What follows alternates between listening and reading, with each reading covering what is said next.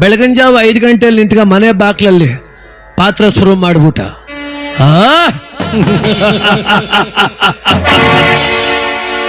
ಯಾರಮ್ಮಿ ಮನೆ ಒಳಗೆ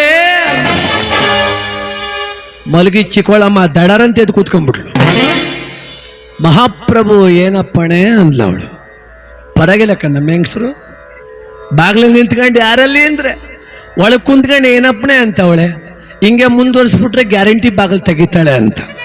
ಪ್ರಿಯತಮೆ ಬಾಗಿಲು ತೆಗೆಯತಕ್ಕದ್ದು ಅಂತ ಚಿಕ್ಕೋಳಮ್ಮ ಒಳಗೆ ಕೂತ್ಕೊಂಡು ಮಹಾಪ್ರಭು ಕಬ್ಬನ್ ದುಡ್ಡು ಏನಾಗಿರತಕ್ಕದ್ದು ನೋಡ್ಕ ಬಂದ್ಬಿಟ್ಟು ಅವಳೆ ಕಣಪ್ಪ ಬೆಳಗಾನ. ಇನ್ನೇನು ಹೇಳಲೇಬೇಕು, ವಿಧಿ ಇಲ್ಲ. ಪ್ರಾಣಕಾಂತೆ ಆ ದುಡ್ಡನ್ನು ಸೀನ್ಸ್ವರ್ಗೂ ಡ್ಯಾನ್ಸ್ವರ್ಗೂ ಕೊಟ್ಟಿರತಕ್ಕದ್ದು ಅಂದ. ಚಿಕ್ಕೋಳಮ್ಮ ನನ್ನ ಮಗನ ಇದ್ನೆ ಲಾರಿ ಎತ್ತಿ ನೀನು ಅವರ ಜೊತೆಯಲ್ಲೇ ಹೋಗತಕ್ಕದ್ದು.